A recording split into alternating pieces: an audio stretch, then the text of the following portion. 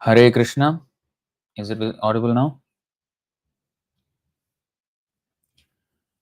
So I'm sorry, I did not see the input audio. Am I audible now? Okay. I'm sorry. So, um, so today we will be continuing from where we left off in our Chaitanya Charitamrita series, and that is we will be reading about the life of Mādhavendra Purī. I think his life is quite long in the number of verses that are describing his pastimes, because we will also have the pastime of Kshirchora Gopinath, but I don't know how much we will be able to cover today. So we will see. Maybe today will be the part one. So it's very important. He's a very prominent acharya in our sampradaya. In fact, from Mādhavendra Purī started the worship of Radha Krishna in our sampradaya very prominently. Until then, Madhvacharya and all his followers, his sampradaya, we are actually Brahma Madhva Gaudiya sampradaya.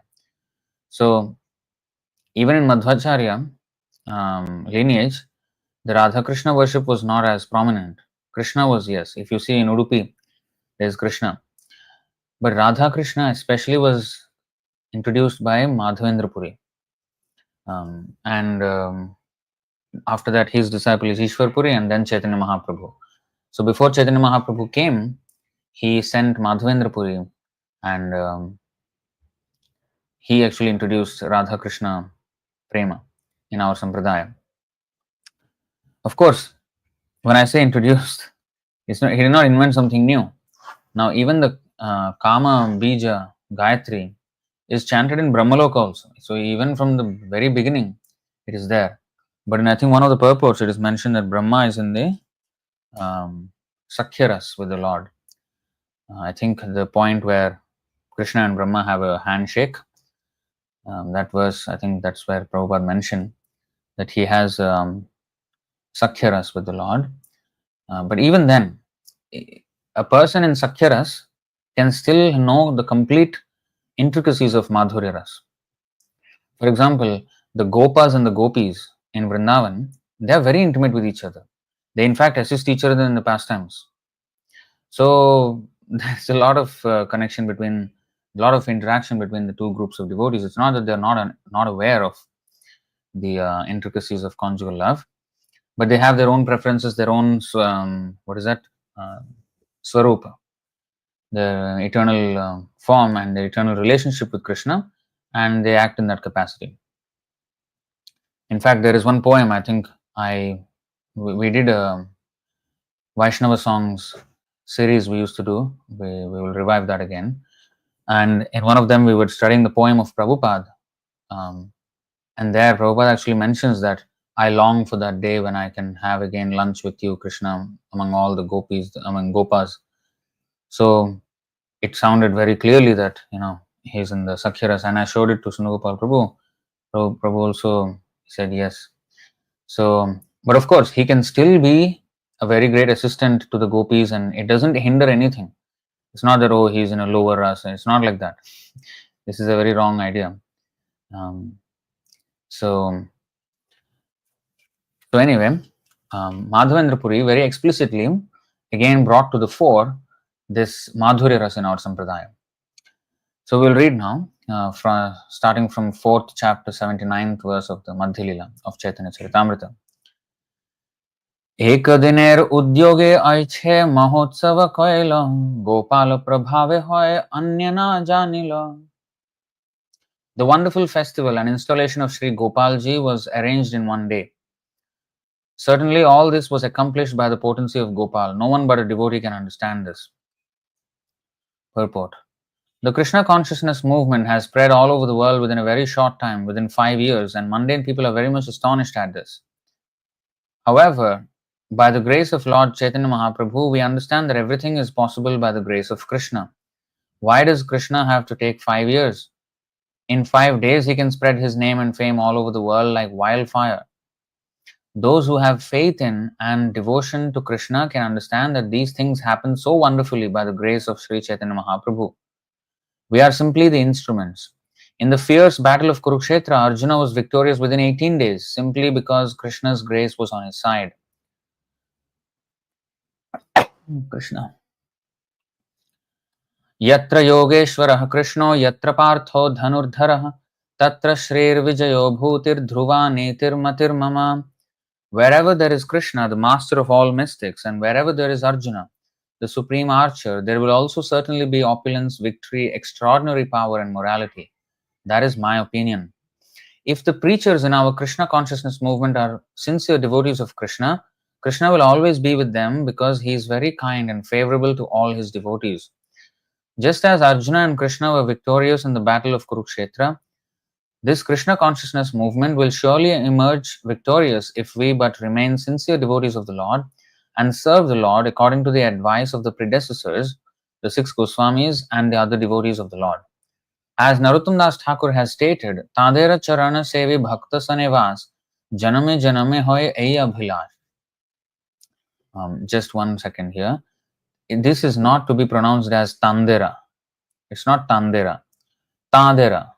Ta. It's nasal sound. Tadera Charana. N with a dot above. So sometimes I see, especially Bengali pronunciation, many devotees get it even more wrong there than they get the Sanskrit pronunciation. So, reading on. As Narottam Das Thakur says, Tadera Charana Sevi Bhakta Sane Vas Janame Janame Hoy Ei Abhila. Yes, I want to point out one more thing. You know, daily in the morning we have this Shri Guru Charana Padma Kevala Bhakati Sadma Vando Mui Savdhana Mate. So Vando Mui, it's nasal sound Mui, not Vando Muni. Muni means sage, Mui means my. Mui. So Vando Mui Savdhana Mate. So N with a tilde on top. That is nasal sound again, Mui. So Tadera Charana Sevi Bhakta Sane Vas Janame Janame Hoy Ei Abhilash. The Krishna consciousness devotees must always desire to remain in the society of devotees. Bhakta Sanevas. They cannot go outside the Krishna consciousness society or movement. Within the society, we must try to serve the predecessors by preaching Chaitanya Mahaprabhu's cult and spreading his name and fame all over the world. If we attempt this seriously within the society, it will be successfully done. There is no question of estimating how this will happen in the mundane sense, but without a doubt, it happens by the grace of Krishna. This is so encouraging and so instructive. One thing Krishna is saying here, Prabhupada is saying here,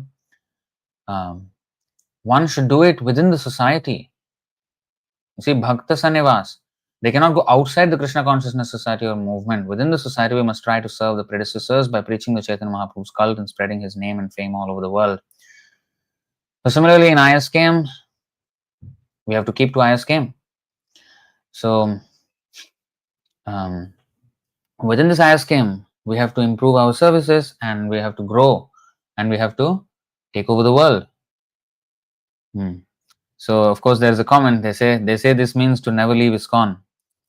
Absolutely, that's true. But if ISKCON has left Prabhupada, then how can we be with ISKCON? We have to be with Prabhupada. So, in fact, they ostracized devotees like Sundar Gopal Prabhu from ISKCON just because he said Srila Prabhupada should be the Diksha Guru, only sole Diksha Guru in ISKCON. And they ousted him. So what does that mean? They don't want Prabhupada as the sole Diksha Guru. Now, some aspects of the movement, like book printing is still going on in ISKCON, and so we have to take those books only. So in that way, we are taking from them. But the devotees we have to associate with is those who are, this is the Swajati, those who accept the point that Srila Prabhupada is the sole Diksha Guru. Sajati Yashaye Snigdhe Sadho Sangha Svatovare Srimad Bhagavatarthanam Asvado Rasikaih Saha Sajati Yashaye Snigdhe Sadho Sangha Svatovare. So, one should taste the meaning of Srimad Bhagavatam in the association of pure devotees, and one should associate with the devotees who are more advanced than oneself and who are endowed with a similar type of affection for the Lord. If we have to understand Srimad Bhagavatam, if we have to understand all the books of Srila Prabhupada, we have to be in the right association. And the right association may not be the association which is printing the books of Prabhupada. So the instruction of Srila Prabhupada, especially him being the sole Diksha Guru, solves 1,000, I mean, tens of thousands of problems that are going on in ISKCON. We are having to struggle so much in this preaching only because the movement that was set up painstakingly by Srila Prabhupada is being usurped. Otherwise, imagine this world if the entire movement accepted Srila Prabhupada as the sole Diksha Guru since day one. How powerful we would have been. We would have taken over the world by now. But because of this offense, you see, now it is all split. So we have to recognize that our entire struggle here is because of that one point. So anyway, so we have to stick to our society, stick to the instructions of Srila Prabhupada cent%. Now, if there are some things that we can improve, yes, we should. That does not mean we change the association totally. No, our principal points should be of agreement should be the same. That Srila Prabhupada has to be the center of the movement, and one must vehemently promote that he is the sole Diksha Guru, and everybody should take shelter of him. We cannot have this thing where bogus gurus come and completely usurp the movement, or we stay neutral or not say what Prabhupada, whether Prabhupada is the guru or not. This is rubbish. That means we are not. It's like Prabhupada said many times, when a wallet is dropped on the floor, somebody by mistake drops a wallet on the floor. Now the third class person will keep that wallet, take and keep it, steal it. Second class person, he sees it, okay, it's not mine, I will not touch it.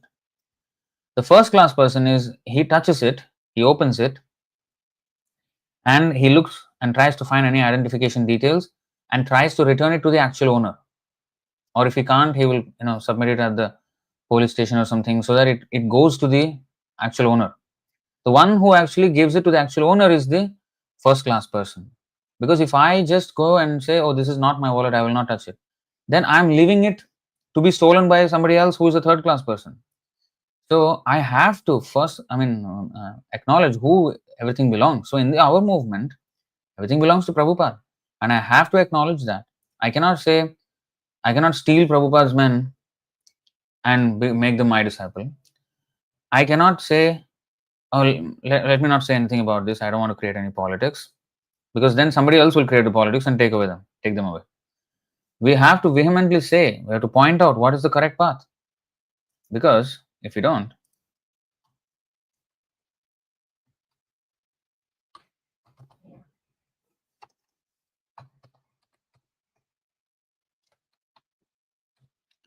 kastam swayam tad abhijño vipaschid avidyayamantare vartamanam drishtva punastam sagranah kubuddhim prayojayet utpathagam yathandham. If someone is ignorant and addicted to the path of samsara, how can one who is actually learned, merciful, and advanced in spiritual knowledge engage him in fruitive activity and thus further entangle him in material existence? If a blind man is walking down the wrong path, how can a gentleman allow him to continue on his way to danger? How can he approve this method? No wise or kind man can allow this. I may say, oh, they are also following spiritual path, they are not following material path. Yeah, but if it is the wrong path, because what is the wrong path?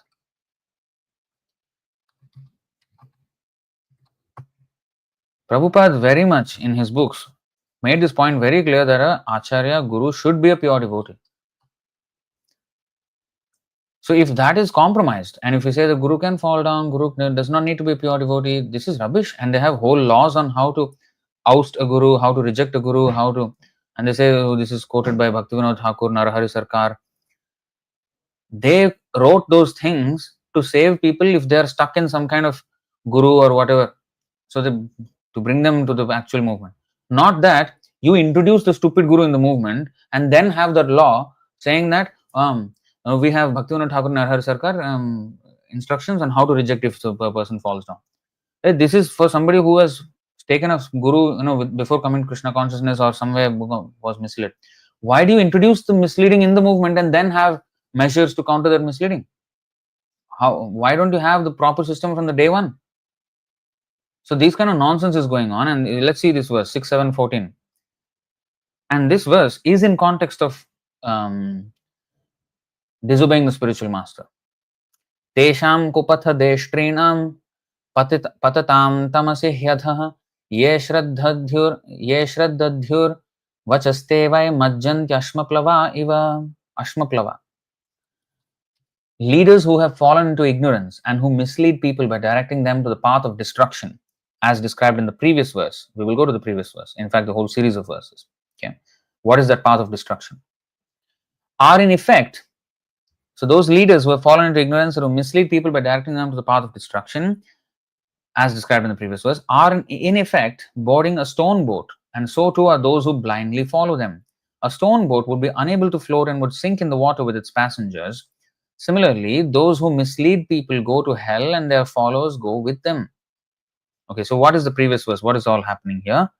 So let's go to absolutely 671. Okay, let's go to 671.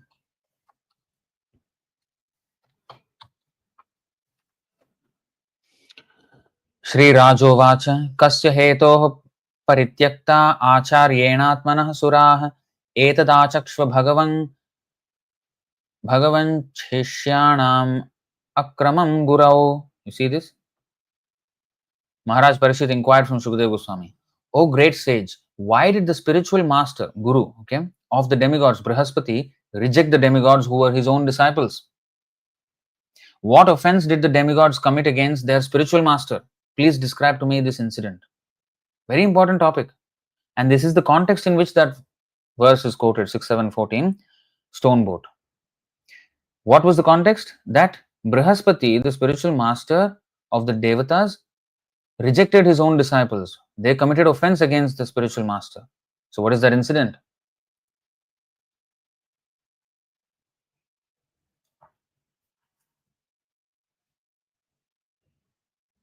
Okay. So now 2 to 8. No, I'm not going to read the Sanskrit. Let's read the English for in the interest of time. Shukadeva Goswami said, "O king, once upon a time, the king of heaven Indra, being extremely proud because of his great opulence of the three worlds, transgressed the law of Vedic etiquette. Seated on his throne, he was surrounded by the Maruts, Vasus, Rudras, Adityas, Ribhus, Vishwadevas, Sadhyas, Ashwini Kumaras, Siddhas, Charanas, and Gandharvas, and by great saintly persons. Also surrounding him were the Vidyadharas, Apsaras, Kinnaras, Patagas, and Uragas. All of them were offering Indra their respects and services, and the Apsaras and Gandharvas were dancing and singing with very sweet musical instruments. Over Indra's head was a white umbrella, as effulgent as the full moon. Fanned by yak-tail whisks, which is chamara, and served with all the paraphernalia of a great king, Indra was sitting with his wife Sachi Devi, who occupied half the throne, when the great sage Brihaspati appeared in that assembly. Brihaspati, the best of the sages, was the spiritual master of Indra and the demigods, and was respected by the demigods and demons alike. Nevertheless, although Indra saw his spiritual master before him, he did not rise from his own seat or offer a seat to his spiritual master, nor did Indra offer him a respectful welcome. Indra did nothing to show him respect. So, compare that to today. Prabhupada, the throne belongs to Prabhupada. You know, what is the etiquette? What Indra should have done instead? Indra and his wife should have gotten down the throne and placed Brihaspati on the throne. When the Guru comes, you cannot sit on your throne and let the Guru sit down in one of the seats in the assembly. You can't do that. You got to get down from the throne and ask the Guru to sit down on the throne. And you have to sit down on the floor. Okay. So Indra did not do that. In our society, Prabhupada is in the throne. They took him out and they sat on the throne of Guru. How much more of an insult than what is happening here? They purposefully ousted him from the throne as the founder Acharya, as the sole Diksha Guru of ISKCON. Okay. Now, 6, 7, 9. Brihaspati knew everything that would happen in the future.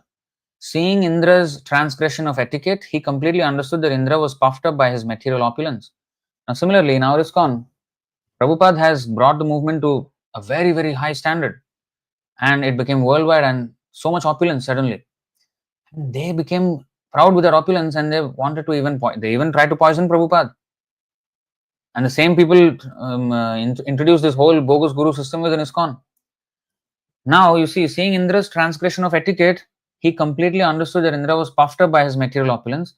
Although able to curse Indra, he did not do so. Instead, he left the assembly and in silence returned to his home. Now, you may say, why should Brihaspati be so offended if he is so advanced? Indra did not, okay, he did a mistake, fine, but why is he so offended? He should be tolerant, right? Tarorapi Sahishnuna. He should guide Indra, hey, you should not do this. Indra knew this. Why he did not do? He is not intelligent enough. If he is the heavenly king, huh, he does not have that much intelligence that he has to stand up for his guru and give the seat to his guru. So he should have understood. So in order to teach Indra, Brihaspati left. They offended him. But see, this is the thing. A guru, a bona fide spiritual master, he does not get offended personally. But in order to teach them the right behavior, he may withdraw or he may teach them a lesson and by some hard behavior. So anyway, Brihaspati, he returned home. Then Indra, the king of heaven, could immediately understand his mistake. Realizing he had disrespected his spiritual master, he condemned himself in the presence of all the members of the assembly. At least Indra did this. Today's ISKCON the gurus, they are not doing this. Leading. In fact, they have a whole module in the ISKCON disciples course. Before you become a disciple, you have to go through a course and pass an examination. In that, one module is how Ritvik system is an Apasampradaya. How it is contrary to Prabhupada's teachings. In order to become a disciple, you have to offend Prabhupada in the movement. Take everything from him and then, no, his system is wrong. Saying that Prabhupada would not have done it. When Prabhupada did it, clearly. Huh? Then, what did Indra say? Aho batamaya sadhu kritam vai dabhra buddhina yanmaya ishwarya guruhu sadasi kat kritaham. Alas, what a regrettable deed I have committed because of my lack of intelligence and my pride in my material opulences. I failed to show respect to my spiritual master when he entered this assembly, and thus I have insulted him. Although I am the king of the demigods who are situated in the mode of goodness, I was proud of a little opulence and polluted by false ego. Under the circumstances, who in this world would accept such riches at the risk of falling down? Alas, I condemn my wealth and opulence.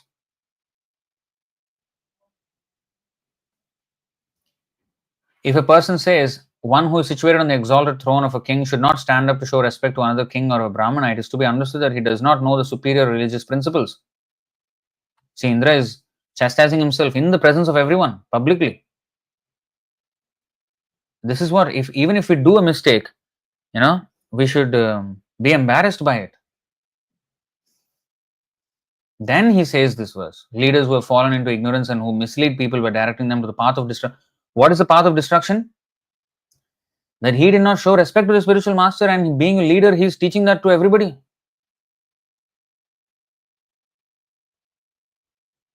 He had respect. You see, now that respect is coming. He realized his mistake.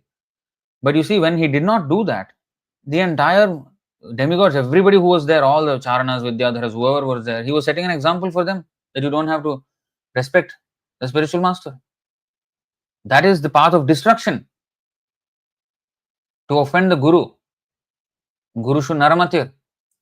Guru Ravagnya. Disobeying the spiritual master or to consider him an ordinary person. That is the third offense against the holy name, right? So this is what it is.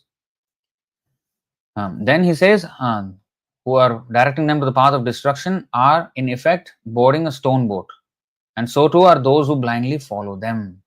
A stone boat would be unable to float and would sink in the water with its passengers. Similarly, those who mislead people go to hell and their followers go with them. See? So they go to hell. He's saying hell here. If we disobey the spiritual master, disrespect him, we'll go to hell. What are they doing in ISKCON? Glorifying Prabhupada by removing him from his position. What is that? So we have to be very careful in our movement. If ISKCON followed Prabhupada's instructions, why would we be out of ISKCON? But it was not done. Similarly, if Gaudiya Math followed Bhaktisiddhanta's instructions, why would Prabhupada be out of Gaudiya Math? Does that mean that Prabhupada did not have any respect for Bhaktisiddhanta Saraswati Thakur? Oh, this is Bhaktisiddhanta's institution, I should be inside. I should not go away from here. He was not sentimental. He was concerned with the order. And the order is to preach in the Western world.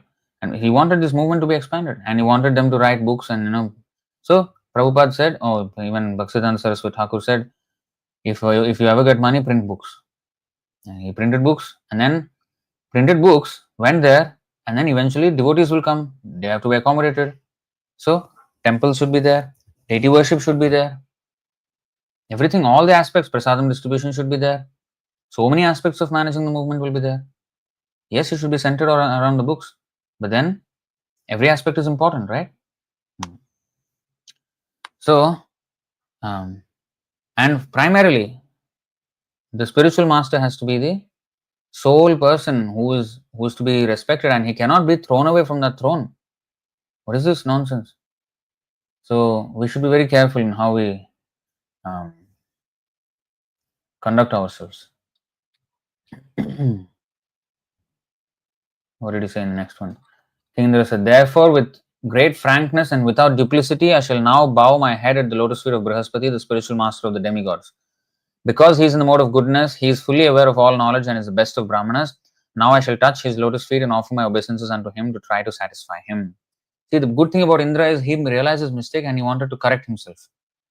Setting the example to everybody else how to correct themselves, even if one commits a mistake. Now, of course, Brihaspati to teach him lesson, he did not immediately, so that immediately accept. And then, that taught a very, very strong lesson to Indra and all the demigods. And it is recorded in the Bhagavatam for our enlightenment as well. So it's such an important topic. So, going back, because we are facing, there are devotees who do not accept this principle and they associate loosely with everybody. We should be very careful. Prabhupada said, even if they say, sometimes devotees were going to Gaudiya Math, and then Prabhupada at one point stopped them. No, even if they say one thing against me, one thing different from what I am saying, that will create doubts in your mind and that will be the cause of your exit. So, you see, Madhya-līlā 16:11, Bahu Shastre Bahu Vakya Chitte Brahma hoy, Sadhya Sadhan Shrestha na hoy nischay. If one becomes a bookworm, reading many books and scriptures and hearing many commentaries and the instructions of many men, this will produce doubt within his heart. One cannot in this way ascertain the real goal of life. Especially in the neophyte stage, one cannot distinguish what is right and what is wrong. Simply, will be misled.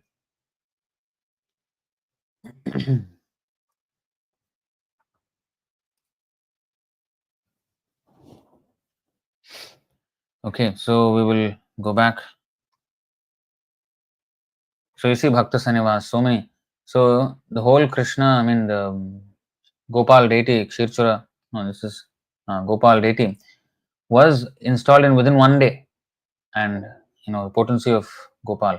Similarly, our Krishna consciousness, Prabhupada is saying, very quickly it can spread if we are dedicated to the mission of Krishna. Otherwise, Krishna also will not give us the entire world when we are not ready to handle it. He will give when we deserve, because we have to serve that mission. It's a great responsibility. He will not hand that responsibility over to inexperienced people who are, or not just inexperienced, who do not have the right attitude and aptitude towards it. So we need to become spiritually very, very strong in strictly adhering to the principles laid down by Srila Prabhupada. And twice within this you know, purport, Prabhupada says, you see, we are simply instruments, okay, 18 days. In fact, Prabhupada once said, Krishna can give us the entire world in 18 days, but are we ready? So you see, if the preachers in our Krishna consciousness movement are sincere devotees of Krishna, Krishna will always be with them, and because he's very kind and favorable to all his devotees. So if we remain, just like Arjuna and Krishna were victorious in the battle of Kurukshetra, this Krishna consciousness movement will surely emerge victorious if we but remain sincere devotees of the Lord and serve the Lord according to the advice of the predecessors, the six Goswamis and other devotees. Narottam Das Thakur says, Tadara Charana Sevi Bhakta Sanivas. The Krishna consciousness devotees must always desire to remain in the society of devotees. Bhakta Sanivas. They cannot go outside the Krishna consciousness society or movement. Within the society, we must try to serve the predecessors by preaching the Chaitanya Mahaprabhu's cult and spreading his name and fame all over the world. If we attempt this seriously within the society, again, within the society, how many times is repeating? Not 2 times, it's 4 times is repeating here. See, let's count. Yeah. Remain in the society of devotees. Bhakta Sanivas, they cannot go outside. Number 2. Okay. Within the society. 3. We must try to serve the predecessors. If we attempt this seriously within the society, 4, it will be successfully done. There is no question of estimating how this will happen in the mundane sense, but without a doubt it happens by the grace of Krishna. 4 times he's repeated that in this verse. Within the society, within the society, within the society, cannot go out of the society. So what do we want? I mean, what more do we want to know? So it's very important. So next verse. Achaman diya dila vidaka sanchai arati karila loke kare jai jai. Mādhavendra Purī offered water to Gopal for washing his mouth and he gave him betel nuts to chew. Then while Arati was performed, all the people chanted Jai Jai, all glories to Gopal. Shaya karaila nutan khata anaya navavastra ani tar upare patiya.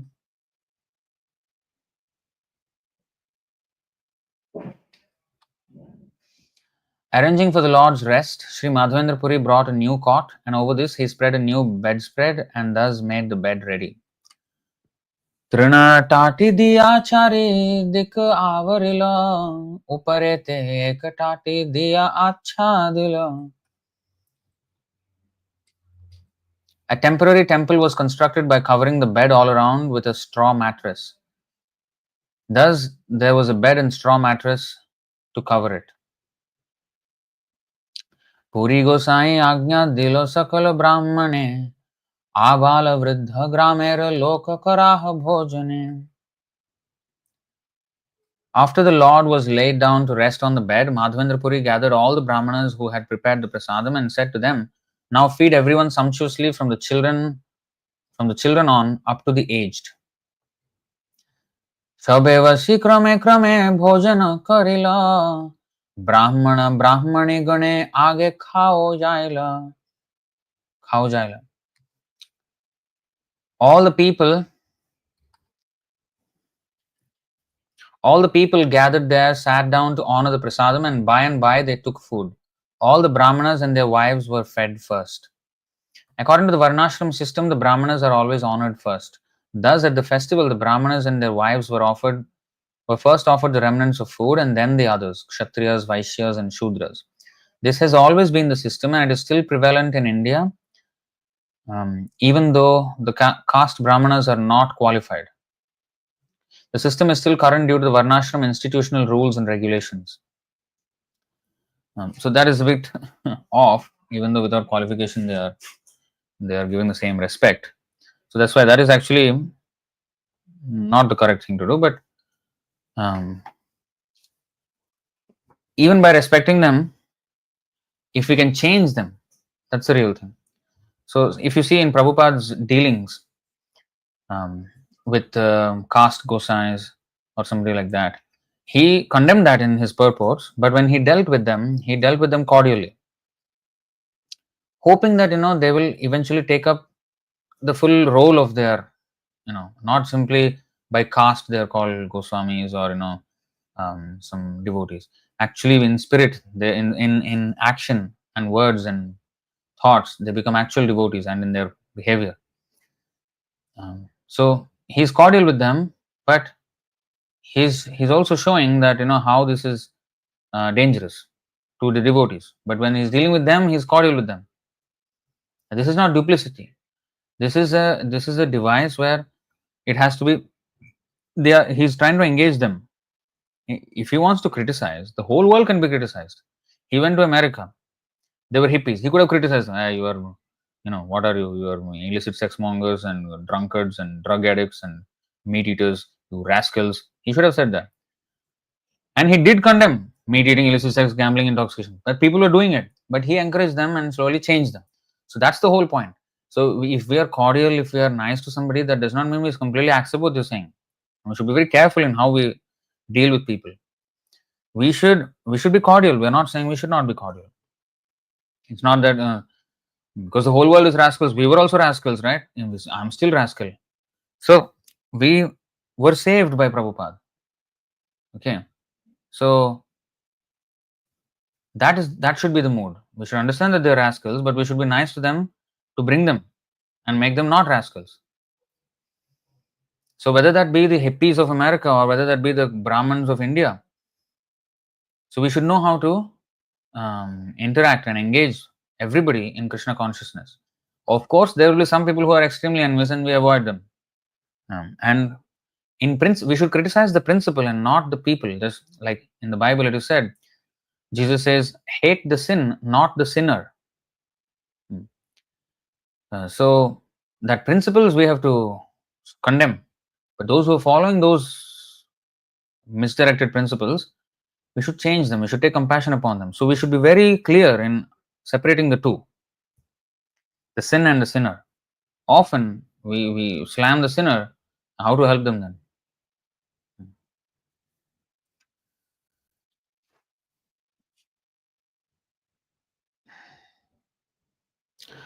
अन्य ग्रामेर लोक जत देखिते oil, Gopal देखिया सब प्रसाद खायल. Those who took prasadam included not only the people of Govardhan village, but also those who came from other villages to see the deity of Gopal. So this is in Govardhan. They too were offered prasadam to eat.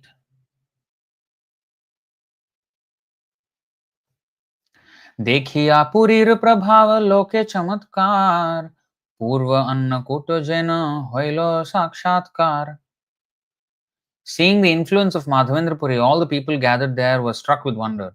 They saw that the Annakut ceremony, which had been performed before, during the time of Krishna, was now taking place again by the mercy of Sri Mādhavendra Purī. So, the festivals are introduced by the Acharyas to commemorate the pastimes of Krishna and Chaitanya Mahaprabhu. Similarly, Narottam Das Thakur started the Gaurapurnima festival after the disappearance of Chaitanya Mahaprabhu. Few years there was not any celebrations, but Narottam Das Thakur started. So like that, they introduce festivals to gather many people based on the Lord and his pastimes. Purport. Formerly at the end of Dwapar Yuga, all the cowherdmen of Vrindavan had arranged to worship King Indra, but they gave this worship up following the advice of Krishna. Instead, they performed a ceremony whereby they worshipped the cows, Brahmanas in Govardhan Hill. At that time, Krishna expanded himself and declared, I am Govardhan Hill. In this way, he accepted all the paraphernalia and food offered to Govardhan Hill. It is stated in the Srimad Bhagavatam 10, 24, 26, 31 through 33. Pachyantam vividhaha pakaha supantaha payasadayah samyava pupashashkulyah sarvadohascha grihyatam kalatmana bhagavata shakradarpam jighamsata proktam nishamya nandadyah sadvaghrunanta tadvachah तथा च व्यदधुः सर्वं यथाह मधुसूदनः वाचयित्वा स्वस्त्ययनं तद्द्रव्येण गिरिद्विजान् upahritya balin sarvan adritaya vasam gavam godhanani puraskritya girim chakruhu pradakshinam. Prepare very nice foods of all descriptions from the grains and ghee collected for the yajna. Prepare rice, dal, then halwa, pakora, puri, and all other kinds of milk preparations like sweet rice, sweet balls, sandesh, rasgulla, and laddu. Okay, we will continue. It is still going on the translation. But you see, the point I will make here, the yajna we offer, in the fire sacrifice, the grains, navadhanya, and also the ghee and the fire, into the fire. Now, that same thing, when we cook, what is cooking? We are using grains, pulses, and even vegetables. Even, in fact, around the Yajna Kunda, there are vegetables, fruits, and everything offered also. So that is a different way of offering, and cooking is another way of offering, because the fire in the Yajna Kunda is considered the tongue of Vishnu, and the Kunda itself is the mouth of Lord Vishnu. So by putting the grains, the ghee into the fire, we are actually feeding the Lord or offering him all these grains and ghee. Now, cooking is another way of doing the same thing. So, cooking is fire, grains, ghee, and all the vegetables and everything included. And all that thing is offered, all those offerings are offered to the deity of Krishna. So, this is just another method of doing it. So, the Lord has many, many forms, and the Yajna fire is one of his forms, and the deity is one of his forms, and cooking and offering him is another way of doing it. In this way, the offerings are distributed to everyone. In the Yajna also, it is distributed to the devatas in a subtle way, but here, the prasadam, one can even satisfy one's gross body in that way, the needs of the gross body, and the subtle purification coming from the prasadam itself, being prasadam. So that is happening.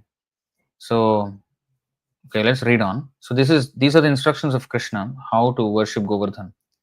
So all these men, he's mentioning all these things. Continuing his description, the Supreme Personality of Godhead Krishna therefore advised the cowherd men to stop Indra Yajna and begin the Govardhan Puja to chastise Indra, who was very much puffed up at being the supreme controller of the heavenly planets. So he offended Brihaspati, his guru, he offended Krishna twice, once for the Govardhan Lila, once in the Parijat Lila. So he keeps forgetting. Of course, when he does these things, it is to teach us.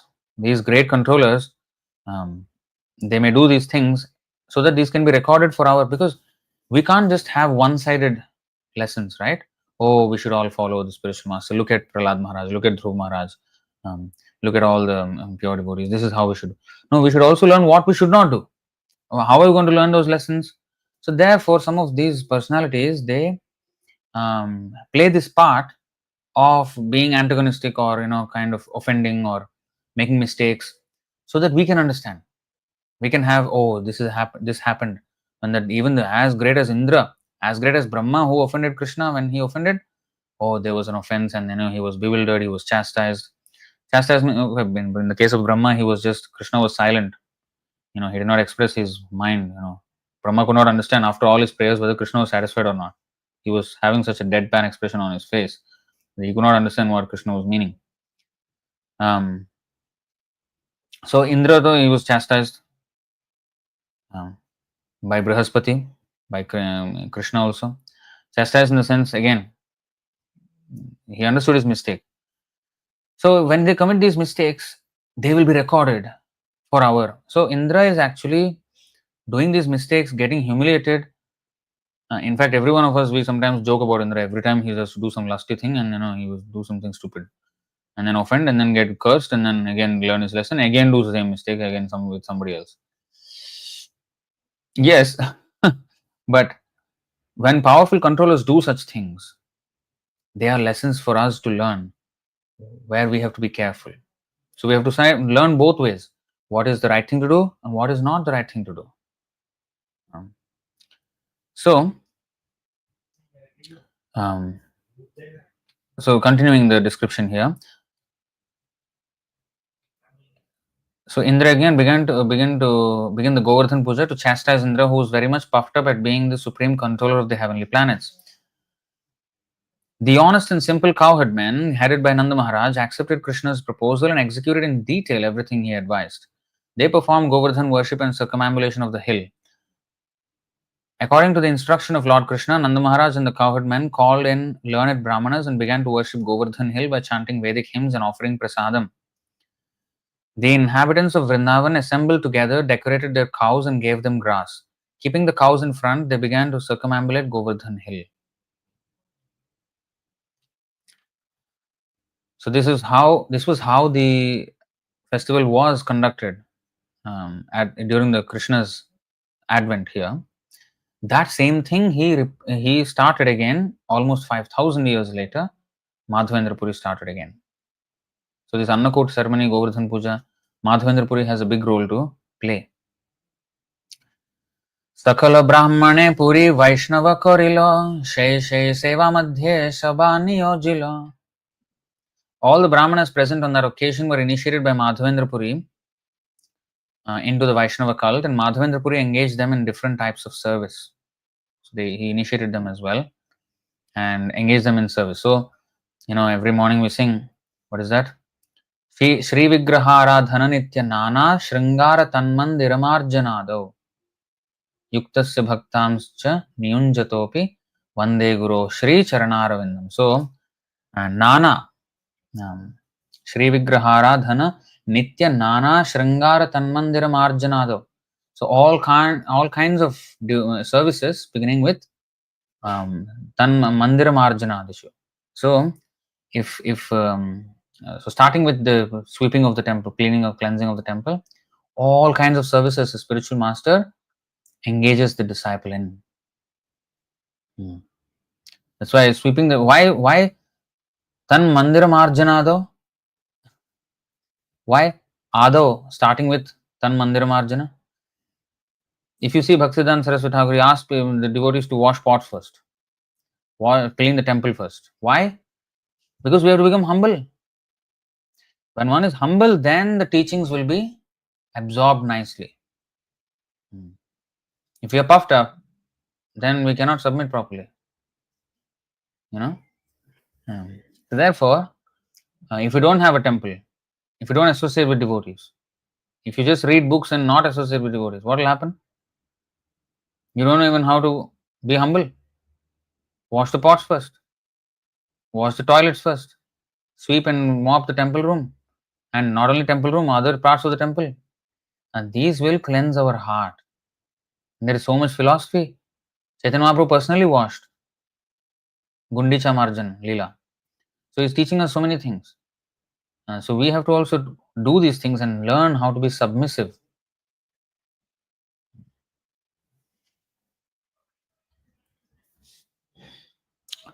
Purport.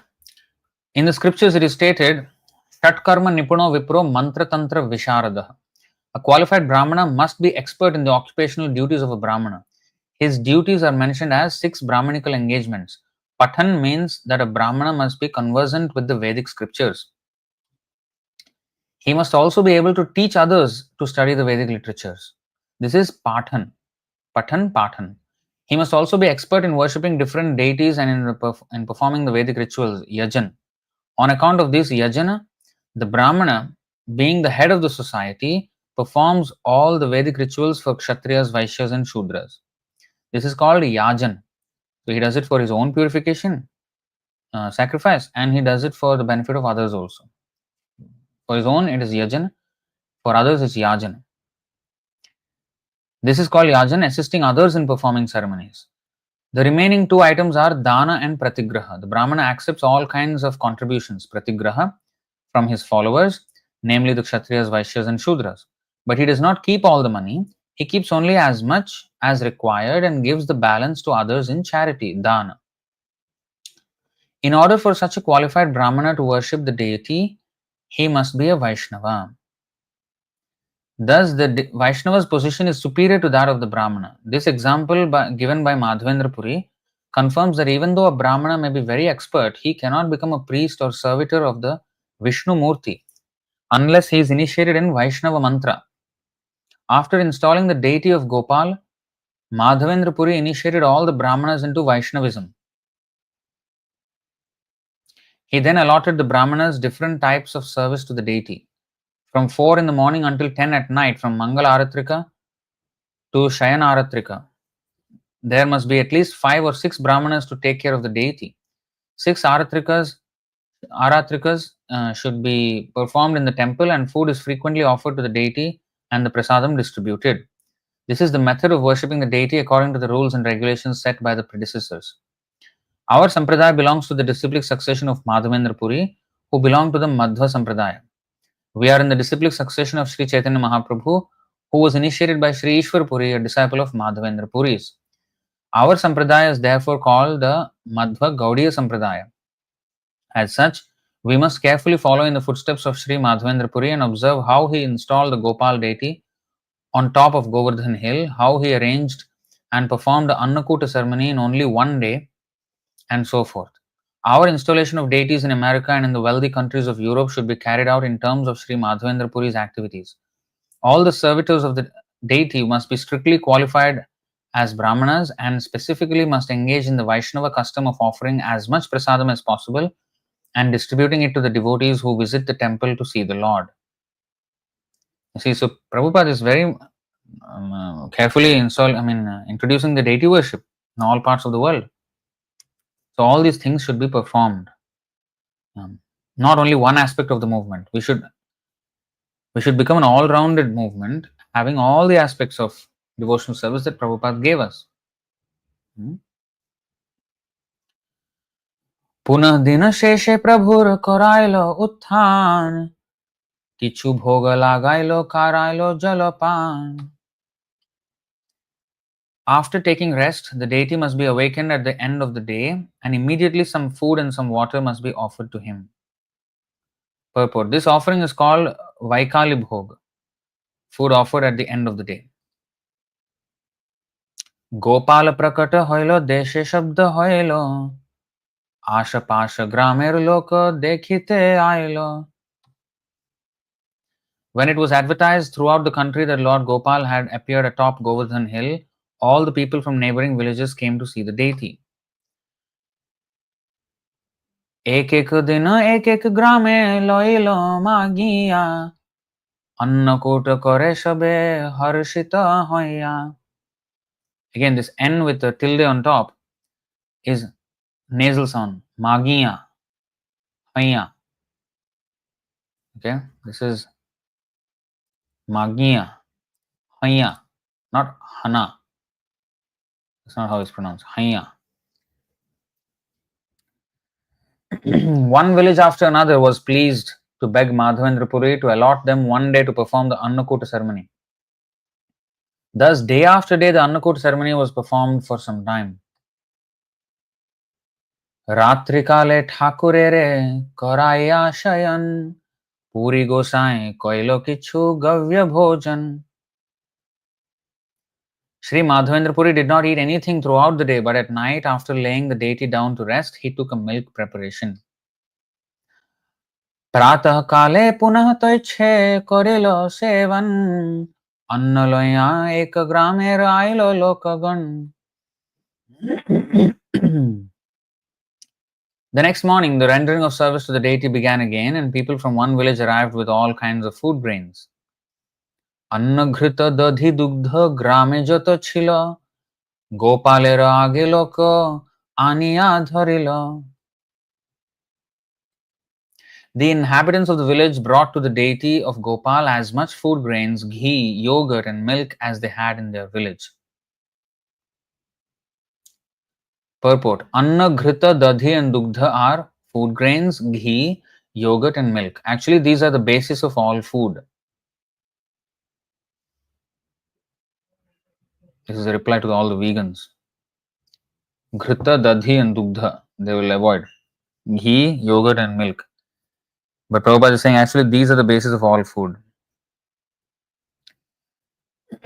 Of course, there's a lot of discrepancy in how the cows are treated, which should be rectified, of course. But milk and the products are too important not to be taken, and when we offer them to Krishna, the cows which are actually suffering because of their own past sinful activities of being cow killers are now getting some respite because some of their products are used for Krishna Seva. and distributed as prasadam, so they are somehow or other getting um, um, purified in that sense. And eventually, hopefully, we should have our own alternative ways of how Prabhupada introduced the farm communities, where we should have our own cows, our own farms, where then we can be completely unplugged from being depending on the urban, so-called industrialized supply chain, which is the cause of a lot of problems, because greed for profit drives people to do so many sinful activities and they don't care for anything, any principles and ethics. But this is the thing: anna, ghrita, dadhi, and dugdha are food grains, ghee, yogurt, and milk. So Prabhupada also, when he went to America, he used the milk and yogurt from even the markets, although they were being produced from slaughterhouses or whatever. But he used those things for our usage, deity worship. So it's not that because we don't have cows, we should not use anything. So we should attempt, yes, to have our own cows, but also we should be practical and still use the items.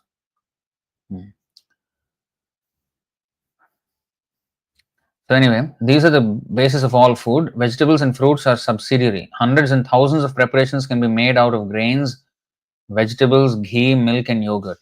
The food offered to Gopal in the Annakut ceremony contained only these 5 ingredients. Only demoniac people are attracted to other types of food, which we will not even mention in this connection. We should understand that in order to prepare nutritious food, we require only grains, ghee, yogurt, and milk. We cannot offer anything else to the deity. The Vaishnava, the perfect human being, does not accept anything not offered to the deity. People are often frustrated with national food policies, but from the Vedic scriptures, we find that if there are sufficient cows and grains, the entire food problem is solved. The Vaishyas, people engaged in agriculture and commerce, are therefore recommended in the Bhagavad Gita to produce grains and give protection to cows. Cows are the most important animal because they produce the miracle food, milk, from which we can prepare ghee and yogurt. The perfection of human civilization depends on Krishna consciousness, which recommends deity worship. Preparations made from vegetables, grains, milk, ghee, and yogurt are offered to the deity and then distributed. Here we can see the difference between the East and the West. The people who came to see the deity of Gopal brought all kinds of food to offer the deity. They brought all the food they had in stock and they came before the deity not only to accept prasadam for themselves but to distribute it to others. So, I mean, we will read on, but just pausing here a little bit. The deity worship is very important, not simply, why there should be deity, we can just read books and because Sankirtan Yajna is the Yajna for the Kali Yuga, so we don't need to have temples or deities or all these things, you just have books. In fact, there are some devotees who say that Krishna is the Bhagavatam, Krishna Tulya Bhagavat, which is true. And therefore, we don't need another deity. Krishna, the Bhagavatam itself is the deity, and we should just worship the deity of Bhagavatam by reading it, and that is the deity worship. I'm sorry. We should have the deity also. Krishna is Bhagavatam, and Krishna is Archa Vigraha also, and with Archa Vigraha, with proper deity worship, one's life becomes regularized, first of all, and one becomes more and more attracted to the form of Krishna and serving Krishna and conduct festivals, and that become a attraction for many people to come. And distributing of prasadam, because we offer the food to the deity, and then distribution of prasadam, which devotees themselves need and which everybody needs, and it also teaches us how to be clean externally. And also, when we're reading books, means the books have knowledge and also practical things that we need to apply in life. For example, Bhagavad Gita is saying cow protection must be done. So then protection of cows should be a department. It's not that only. So Prabhupada said books are the basis of our movement. He did not say books are the movement. Books are the basis of our movement. So everything that we do should be driven by the books. But we should do all the other things as well, as important as the books. But of course, if you see the hierarchy order, books are the most important because they are the ones which will revolutionize the entire lifestyle and of the world. So based on the instructions of the books, then we have to actually put that into practice. I can't just read books and do nothing, right? I have to cook, right? So that cooking, I have to have grains, I have to have all these things, and if that has to be distributed to others, that also has to be done. So everything is important, everything is preaching. And then of course everybody should be directed to the books, and then they also learn, and then they also apply. When we do things or rituals without knowledge, that's when things will what is that deteriorate very, very quickly, because we don't know what we're doing, why we're doing. That's why we have to know fully, and then we should act accordingly. Our behavior, everything should be according to those books. We should develop that, and we will commit mistakes, and we will learn. Then we should learn how to, even like you see Indra, he offended his spiritual master, he committed a mistake. Of course, we should never offend our spiritual master, never commit any mistakes, but we may, even if not to Prabhupada, maybe to our Shiksha Gurus. So we may commit offenses, but then we have to know how to rectify also. So Indra is showing not only that he made an offense and how drastic of an effect that had on the demigods, because they were after that attacked by the demons and thoroughly lost everything they had. Just because he did not get up from the throne, they lost everything they had. So it was very, very severe for Indra. But he's also teaching how one should rectify immediately if we at all have committed a mistake, because we are not perfect. We shouldn't try our best not to commit. But if we did commit, willingly or unwillingly, or because of lack of control, whatever, we should immediately rectify that, atone for that by falling flat and doing some atonement. Some atonement means not any atonement, by following again the instructions of spiritual master, and be regretful and repent the mistake that one has committed. And so there are ways. I mean, even in Chaitanya Charitamrita, we will find so many cases where people have committed offense and then they learn the lesson, like Jagai Madhai, Chapal Gopal, many people, many Amogha, so many examples are there. So like that, we have to know how to rectify ourselves also. And yes, so this is also so only through engagement of devotional service we can understand books. That is also true. So if the weapon of jnana is like a sword, but if it's not sharp, then it will not be effective in cutting our bonds of ignorance. It has to become sharp. And how to make it sharp? Jnanasina, achyutabala. So by serving the spiritual master, we will get the spiritual strength, where the sword of knowledge will be sharpened and will be effective in cutting the knots of bondage to this material world. Otherwise, we'll just have this blunt sword, which will do nothing but be just heavy and not effective, and will still remain materially contaminated. So here we can see the difference between East and West. So continuing reading in the purport of 493, 4.93. The people who came to the deity of Gopal brought all kinds of food to offer the deity. They brought all the food they had in stock, and they came before the deity not only to accept prasadam for themselves, but to distribute it to others. The Krishna consciousness movement vigorously approves this practice of preparing food, offering it to the deity, and distributing it to the general population. This activity should be extended universally to stop sinful eating habits, as well as other behavior befitting only demons. A demoniac civilization will never bring peace within the world.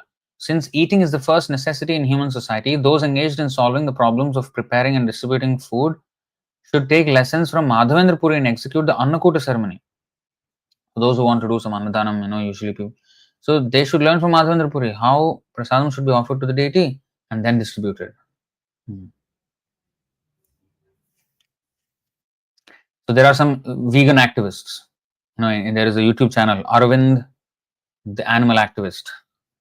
There is one channel, Arvind, his name is. He's in India. He's a very, he's very promoting veganism a lot.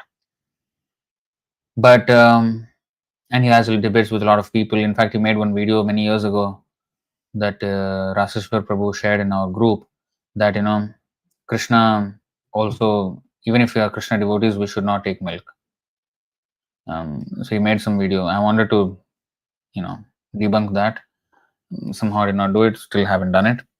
But this is the thing, Madhavendra Purī. If we take lessons from Madhavendra Purī, then we know how to conduct ourselves. When the people take to eating only prasadam offered to the deity, all the demons will be turned into Vaishnavas. When the people are Krishna conscious, naturally the government will be so also. A Krishna conscious man is always very liberal well-wisher. Is always a very liberal well-wisher of everyone. When such men head the government, the people will certainly be sinless. They will no longer be disturbing demons. It is then and then only that a peaceful condition can prevail in society.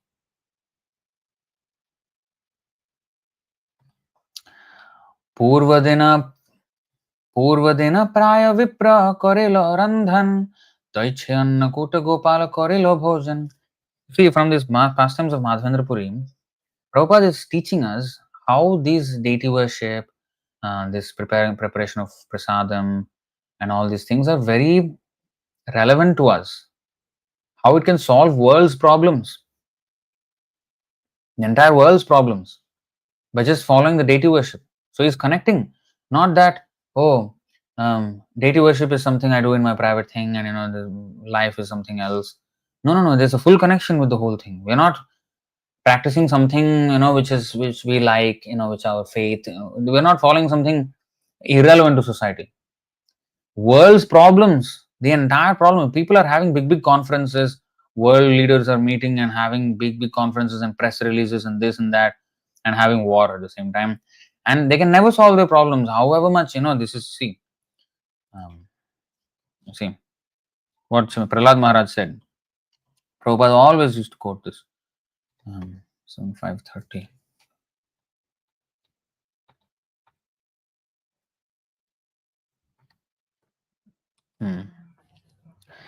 Matirna Krishne paratah svato va mitho bhipadyet grahavratanam adanta gobhir vishatam tamisram punascharvita charvananam. Prahlad Maharaj replied, because of their uncontrolled senses, persons too addicted to materialistic life make progress toward hellish conditions and repeatedly chew that which has already been chewed. Their inclinations toward Krishna are never aroused, either by the instructions of others, by their own efforts, or by a combination of both. Even they have meetings, they will never come to the proper understanding of anything. They will never understand Krishna, and so they will never have a reason to unite. Krishna is the reason to unite, because Krishna is the origin of everyone, and so we can everyone unite if Krishna is the center of our lives. Our individual lives, our countries, and everything, if it is centered on Krishna, we can all unite. But without that, all these meetings, conferences, and big things that these people are doing, wasting their time, is just so much hype without any actual benefit to anyone. But if we do deity worship, if we do, like here, then all the food problems are solved. All the wars are taking place today in West Asia, which they call Middle East, conveniently from their point of view, from American point of view, and London point of view. But it's a kind of West Asia, and in Ukraine, Russia war, and there are wars going on everywhere. Myanmar, there is going on. Everywhere there is so much upheaval, and all of that is because Krishna is not in the center. And if Krishna is, and also Krishna is not in the center, and because of that, they're doing heinous sinful activities by killing animals by the billions. Why will they not have wars? Why will they not have, all these disturbances? Adhyatmik, adibhautik, adidaivik. The reactions will come back, of course. But if we have this deity worship and offer the rice foodstuffs to the Lord and then distribute them unlimitedly. If you go to Jagannath Puri, you can purchase the prasadam, and everybody is having enough prasadam there. So such culture should be promoted. Then the whole world's problems will be solved. Everybody will eat the right food. And with that, ahar shuddha, sattva shuddha, dhruva smriti, smriti lambhe, sarva granthinam vipramoksha. This is in the 3:11 purport of Bhagavad Gita. that our food, if it is purified, then our existence becomes purified, and then our brain cells become purified, our mind, and then we can understand the scriptures and can cut off all our attachments and get liberation from this world. So it starts all with Anna. What is that? Sevan mukhe jihvado. Starting the service of Krishna with tongue, eating. Eating, everybody will come and accept. So it is easiest to do. So once they come, and then of course we will introduce all the other aspects of Krishna consciousness, ultimately the philosophy, the books. But all these things are also important. So Prabhupada is very nicely connecting the deity worship to solving the world's problems. How, if Krishna is in the center, every problem can be solved practically. Practical solution this is. So going back. पूर्व दिन प्राय विप्र करिलो रंधन तैछे अन्नकूट गोपाल करिलो भोजन. Oh, it's already 9:20. The next day, almost as before, there was an annakut ceremony. All the brahmanas prepared foods and Gopal accepted them. Vrajavasi lokir Krishne sahaja priti Gopalera sahaja priti Vrajavasi prati. The ideal place to execute Krishna consciousness is Vrajabhumi or Vrindavan, where the people are naturally inclined to love Krishna and Krishna is naturally inclined to love them. Purport. In the Bhagavad Gita 4:11 it is said, Ye yatha mam prapadyante tams tathaiva bhajamyaham. There is a responsive cooperation between the Supreme Lord Krishna and his devotees. Responsive cooperation. The more a devotee sincerely loves Krishna, the more Krishna reciprocates, so much so that a highly advanced devotee can talk with Krishna face to face. Krishna confirms this in the Bhagavad Gita 10:10. Tesham satata yuktanam bhajatam pritipurvakam dadami buddhiyokam tam yena mam upayanti te. To those who are constantly devoted to serving me with love, I give the understanding by which they can come to me. The actual mission of human life is to understand Krishna and return home back to Godhead. Therefore, one who is sincerely engaged in the service of the Lord with love and faith can talk with Krishna and receive instructions by which he can speedily return home back to Godhead. Today, many scholars defend the science of religion and they have some conception of the Supreme Personality of Godhead, but religion without practical experience of the Supreme Personality of Godhead is no religion at all. Srimad Bhagavatam describes this as a form of cheating. Religion means abiding by the orders of Krishna, the Supreme Personality of Godhead. If one is not qualified to talk with him and take lessons from him, how can one understand the principles of religion? Thus, talks of religion or religious experience without Krishna consciousness are a useless waste of time. So very nicely, Prabhupada is explaining. Love of Krishna. So that is the ideal. Without that, religion is wasting time. That is tied to 126. What is that?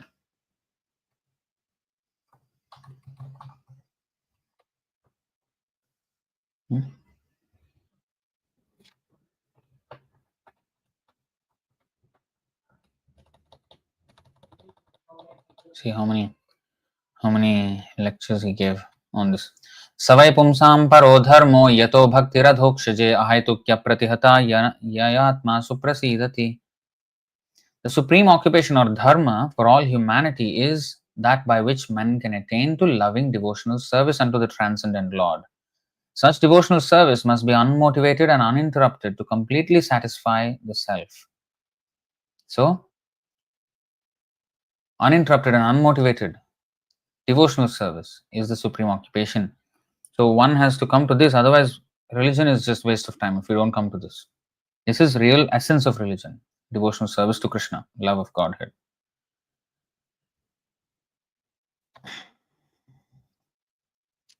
Mahaprasad khailo asiya sabaloka Gopal dekhiya sabar khande dukha shoka.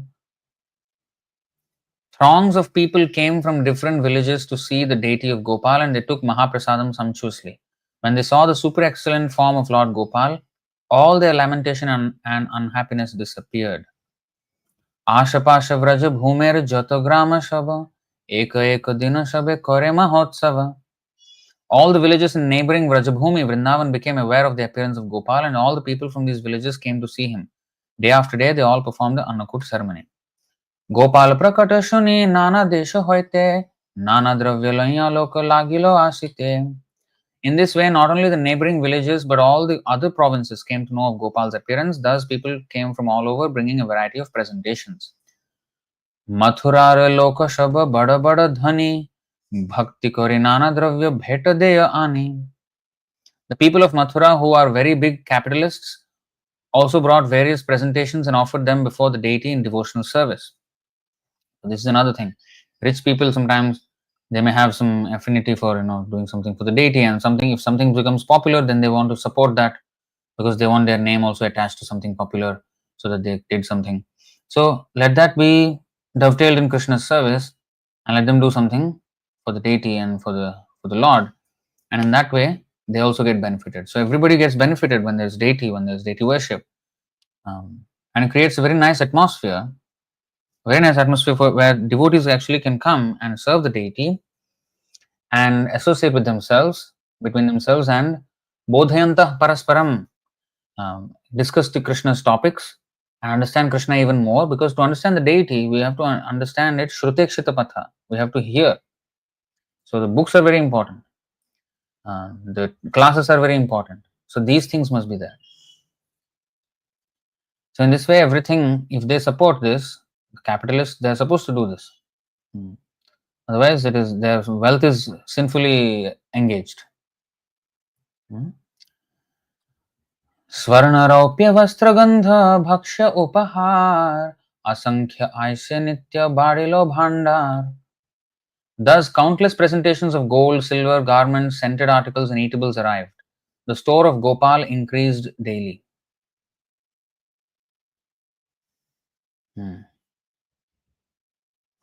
What is that? Badilo bhandar. So, this is very important. As our movement grows, our logistics grows. Our deity worship should become opulent. Our prasadam store will become big, because then the grains, the amount of prasadam distributed should be more, and for that there has to be sufficient supply of all the ingredients. That store becomes bigger, vegetables become bigger, books become bigger as we increase our book distribution, and more organized, and more temples, and everything becomes more and more and more, and we should be able to manage everything nicely. Krishna will give intelligence. As long as we want to serve Prabhupada's movement, Krishna will give all the intelligence how to do these things. But this is how. In the beginning it will be small, but then as we become more and more, preaching goes on, then we have everything becomes bigger and bigger, and we have to rise to the challenge of managing all of that and scaling it even more and more, because ultimately the whole world, prithiviti achu jata nagaradigram sarvattar prachar hoibe more nam. Just like businesses, like Amazon, or in India also, what is that called? Delivery apps. What is that? Blinkit and stuff like that. So they have these dark stores where there's stores everywhere, in all localities, so that they can deliver within 10 minutes. So they are increasing their store, they're increasing their logistics, they're increasing their transport and everything. We have to do similarly. How they are, doing everything. We have to engage. Our temples should become more and more everywhere, and our books, our prasadam distribution, our deity worship, our engagement of more and more people in the worship of Krishna, everything should increase. एक महाधनी क्षत्रिय करायलो मंदिर, केहो पाक भंडार कैलो, केहो त प्राचीर. One very rich kshatriya of the royal order constructed a temple, someone made cooking utensils, and someone constructed boundary walls. See? एक एक ब्रजवासी एक एक गाभी दिलो, सहस्र सहस्र गाभी गोपाले रहलो. Gabhi, cows. Each and every family residing in the land of Vrajabhumi contributed one cow. In this way, thousands of cows became the property of Gopal. Again, see, cow protection. This is another huge store and logistics of its own. Even the milk products, and cow dung, cow urine, all this can be, made into a business to support the cow farm. to take care of the cows, Goraksha. That's a whole department. So everything will increase as we grow. We should increase everything, all aspects of our movement. Purport. This is the way to install the deity, construct the temple, and increase the property of the temple. Temples used to have a lot of properties. That's how temples used to be maintained. Financially, they must be secure. And so that the service of the Lord does not get interrupted. This is very important. So you see, this is the way how it should be done. Even if now, if Tirupati, they have hundreds and thousands of properties all over Andhra and even maybe other places. People donate property to the temple. So, of course, with that, they should do prachar, distribute the knowledge. It's not happening. But we should conduct it nicely. We should conduct it properly. But that's the system. That system we should adopt. But then we should do it in the proper way. The real thing is the knowledge, the books. That should go to people. Then their lives will start to actually change. Their hearts will be touched. Their hearts will be purified. And then they want to serve the Lord. And then there has to be full facility to serve the Lord. So in that way. So this is the way to install the deity, construct the temple, and increase the property of the temple. Everyone should be enthusiastic to contribute to the construction of the temple for the deity, and everyone should also contribute food for the distribution of prasadam. The devotees should preach the gospel of devotional service and thus engage people in practical service to the deity. Wealthy people can also be attracted to take part in these activities. You see? In this way, everyone will become spiritually inclined and the entire society will be converted to Krishna consciousness. The desire to satisfy the material senses will automatically diminish and the senses will become so purified that they will be able to engage in bhakti, devotional service to the Lord. Rishikena Rishikesha Sevanam Bhakti Ruchyate. CC Madhya 19.170. Serving the Lord with one's senses gradually purifies them, and the engagement of one's purified senses in the service of Lord Rishikesha is called bhakti. When the dormant propensity for bhakti is awakened, one can understand the Supreme Personality of Godhead as He is. Bhaktya mam abhijanati yavan yaschasmi tattvatah. Bhagavad Gita 18:55. This is the process of giving humanity the chance to awaken Krishna consciousness. Thus, people can perfect their lives in all respects. Very, very practical, right? So, this is how a temple should be conducted and grown. We will go a little more, maybe 15 minutes more before we wrap up for the day. Gauda hoite ailo dui vairagi brahmana puri gosai rakhila tare koriya jatana. Eventually, two brahmanas in the renounced order arrived from Bengal, and Mādhavendra Purī, who liked them very much, kept them in Vrindavan and gave them all kinds of comforts. Ei dui shishya kare seva samarpila raja seva hoye purir ananda badila. These two were then initiated by Mādhavendra Purī, and he entrusted them with the daily service of the Lord.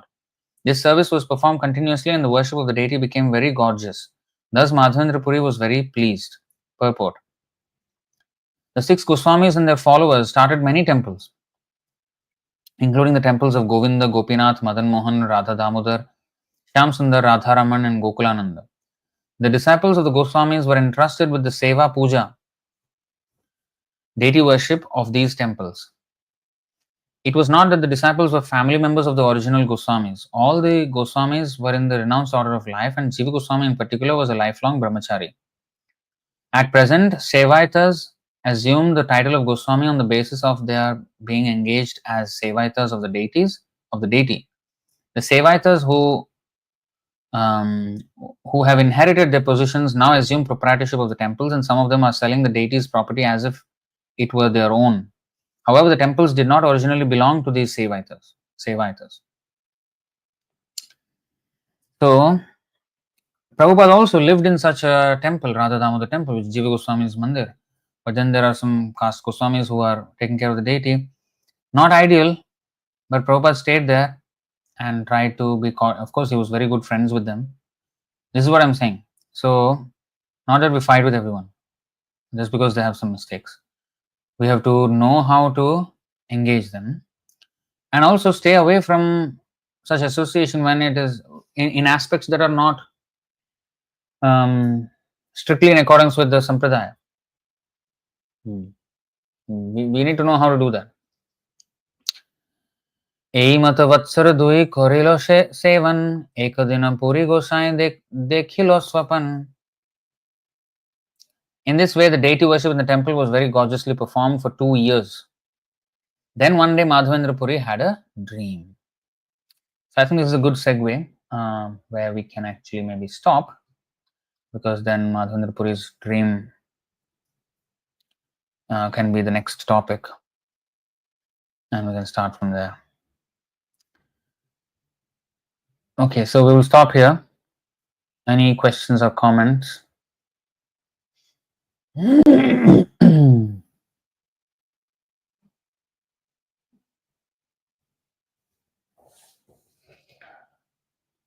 11-47 purport, somebody suggested. Yeah, this is about how, the neophytes and how they may commit so many offenses. They don't understand the full. Sri Madhvacharya comments that one in the lowest stage of devotional service faithfully worships the deity in the temple, but is not aware that the Supreme Personality of Godhead is actually all-pervading. This same mentality can be seen in the Western countries, where people commit all types of sinful activities in their homes and in the street, but then piously go to a church and pray to God for mercy. Actually, God is in our home, God is in the street, God is in our office, God is in the forest, God is everywhere, and therefore God should be worshipped everywhere by the process of devotional service at His lotus feet. As stated in the verse 41 of this chapter, Kham vayum agnim salilam mahim cha jyotim shi satvane dishodrumadin sarit samudram cha hare shariram yatkim cha bhutam pranamedananyah. A devotee should not see anything as being separate from the Supreme Personality of Godhead, Krishna. Ether, fire, air, water, earth, the sun, and other luminaries, all living beings, the directions, trees, and other plants, the rivers and oceans, whatever a devotee experiences, he should consider to be an expansion of Krishna. Thus, seeing everything that exists within creation as the body of the Supreme Lord Hari, the devotee should offer his sincere respects to the entire expansion of the Lord's body. This is the vision of the Mahabhagavat devotee of the Lord. Srila Madhvacharya states that a Madhyamadhikari, a devotee in the intermediate stage, sees the Supreme Personality of Godhead as the cause of all causes and therefore offers his love to the Lord.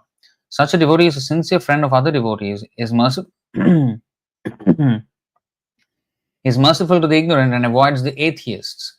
Nonetheless, Tadvashatvam na janati sarvasya jagatopitu. His realization of the all-pervading feature of the Supreme Lord is imperfect.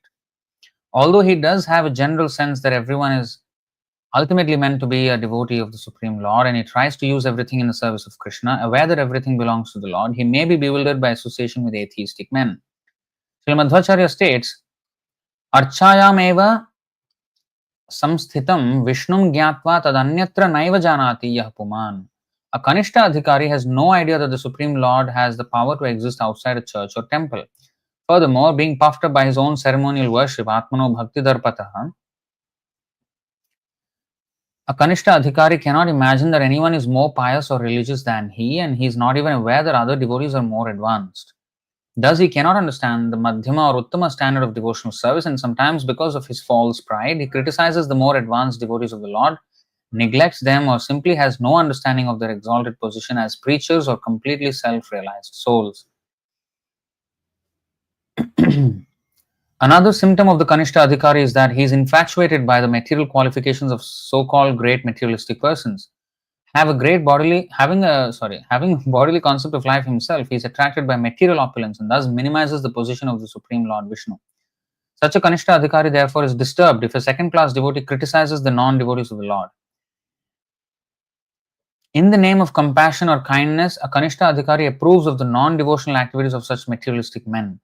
Because the Kanishta Adhikari is ignorant of the higher realms of devotional service and the unlimited transcendental bliss of Krishna consciousness, he sees devotional service merely as the religious aspect of life, but thinks that life has many enjoyable and worthwhile non-devotional aspects. So this is the Kanishta Adhikari. The one may think that life has other non-devotional aspects which are enjoyable and worthwhile. Therefore, he becomes angry when second-class devotees who are experiencing that Krishna is everything criticize the non-devotees. Madhvacharya says that such a person, because of his rudimentary faith in Krishna is considered a devotee, but he is bhaktadhama, a devotee on the lowest standard. If such materialistic devotees follow the rules and regulations of deity worship, they will gradually be elevated to the higher standard and eventually become pure devotees of the Lord, unless they commit offenses against other devotees, in which case their advancement will be checked. Sri Madhvacharya states, Tad bhaktanam upekshakaha kuryur vishnavapi dvesham. Okay, so this is, we should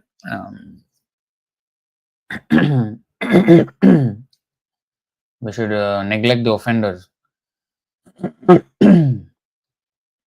So that is the other aspect of thing. Okay, so you can read this.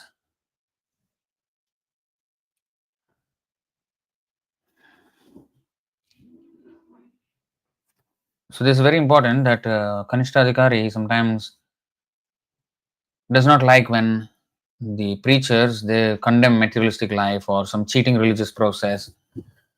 He cannot appreciate that. He criticizes such devotees. Somebody is asking question, those who are reading books only, what will be their fate?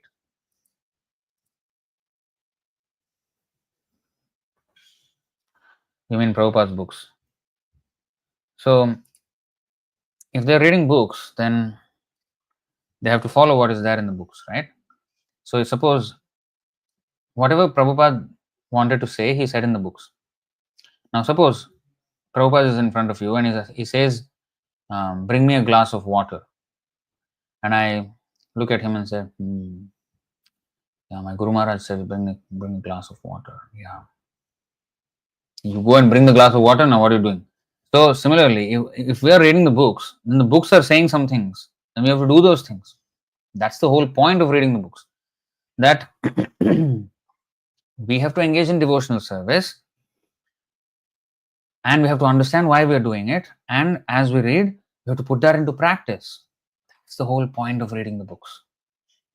That's why books should be read, books should be distributed, books should be understood and applied. So Prabhupada said, what is that? Books are the basis. Purity is the force. What is that? Utility is the principle. What is the other one?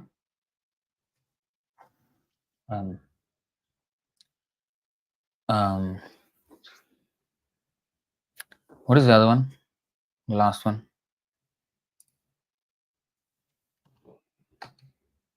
Purity is the force. Books are the basis. Preaching is the essence, and utility is the principle. Yeah. So all these things should be there. So we have to put into practice all that we learn, not simply some intellectual gratification by reading the books, but not practical application. That should not be the thing.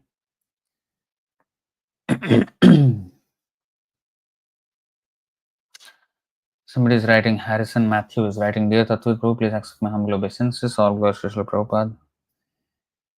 Although not 100% connected to the topic but slightly related, in one of the purports it was mentioned that Vaishnavas are superior to the Brahmanas. This is what the followers of Srila Prabhupada agree without a question.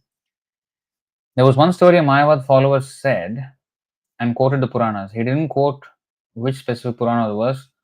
What he said was that one of the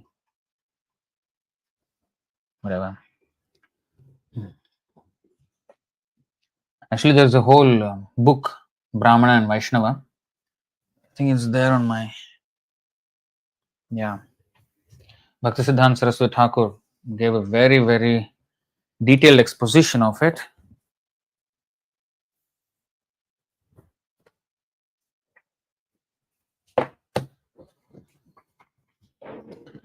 So you see, this whole book, Brahmana and Vaishnava, by Bhaktisiddhanta Saraswati Thakur, he very, very elaborately describes the position of Brahmana and Vaishnava. So we have to understand that a Vaishnava, see, Brahmana means what? Brahma janati iti Brahmana.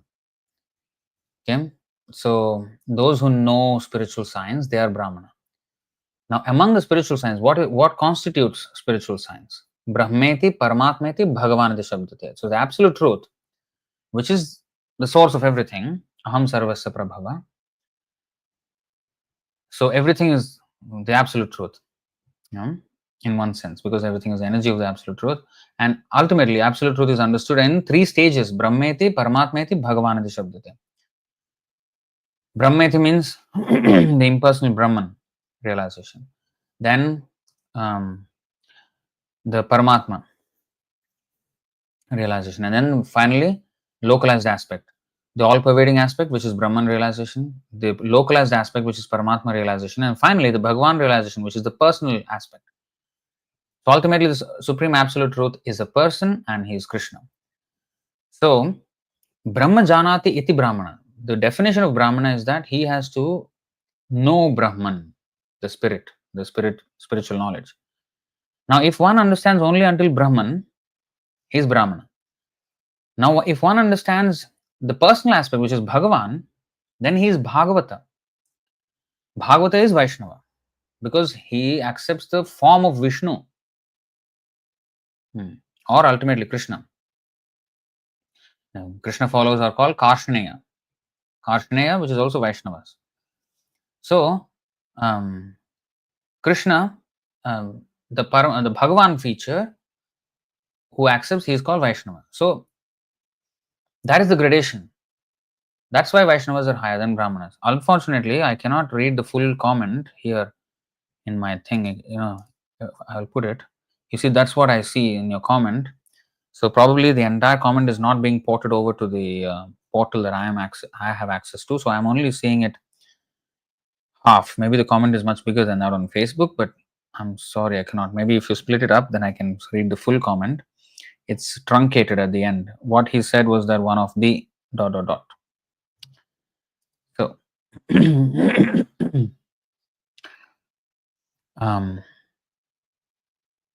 okay, so this is the thing. There was a story of Mayavad follower. He quoted the Puranas. Again, it is truncated, so maybe we would want to split it into smaller chunks.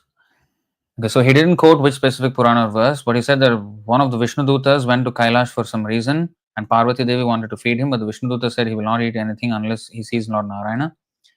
Parvati asked him to visit Ganesh. He went to Lord Ganesh's room, but there he saw Lord Narayana in four-handed form. They are quoting this story to tell the oneness of all. Okay, I'm trying to get the what you're saying. I don't know of this incident, but original the prototype Ganesh is Vishwaksena, and in fact there is Gajanana who is Vishwaksena. Vishwaksena is Vishnu himself. His own devotee Gajanana is the original Ganesh.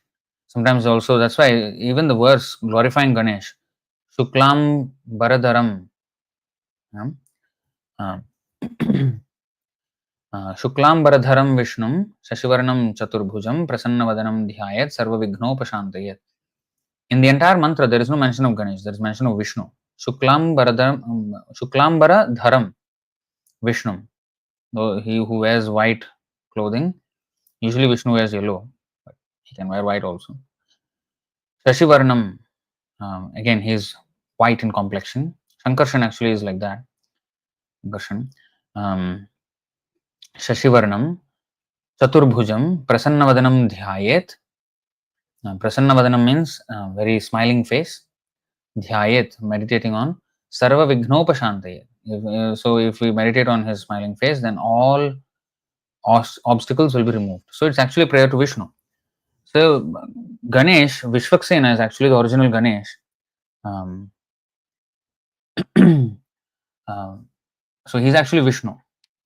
So the demigod Ganesh is fashioned after the real Ganesh. So even in Sri Sampradaya, when they worship Ganesh, they worship Vishwaksena, which is actually Vishnu Murti. So in our case, in our movement, we worship Lord Narasimhadev because Ganesh gets all his power of destroying the obstacles because he places the Lord's feet.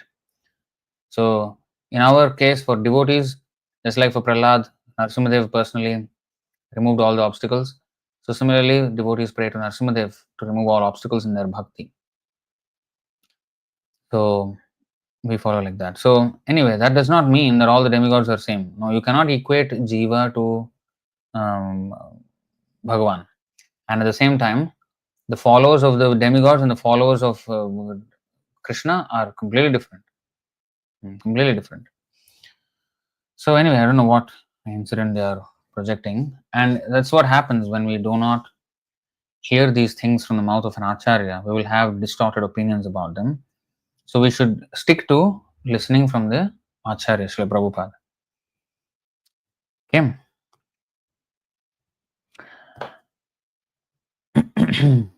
11, 27, 29. Okay. 11, 27, 29. Come on.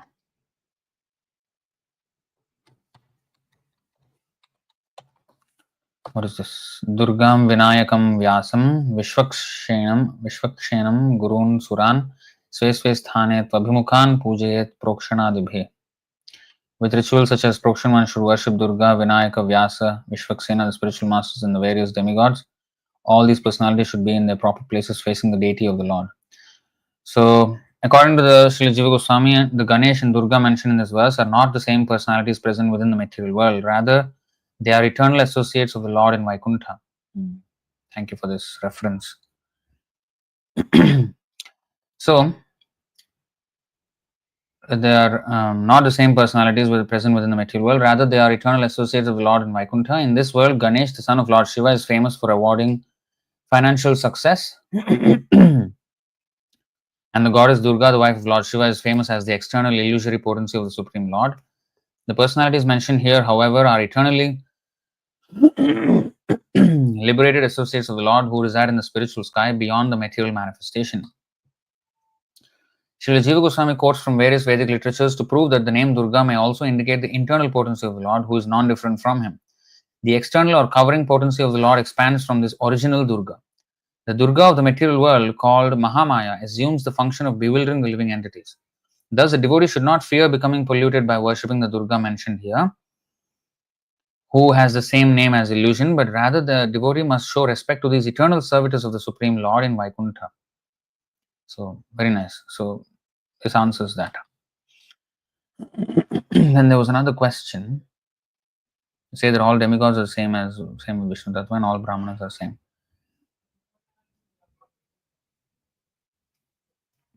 Yeah, in this demigod realm, they fall under the Jiva Tattva category. Yes.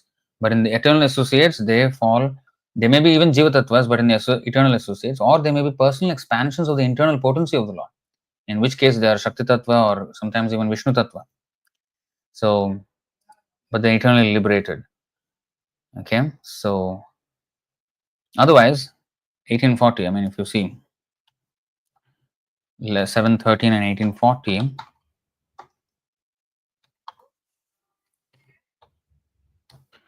त्रिभिर्गुणमयैर्भावैरेभिः सर्वमिदं जगत् मोहितं नाभिजानाति मामेभ्यः परमव्ययम्.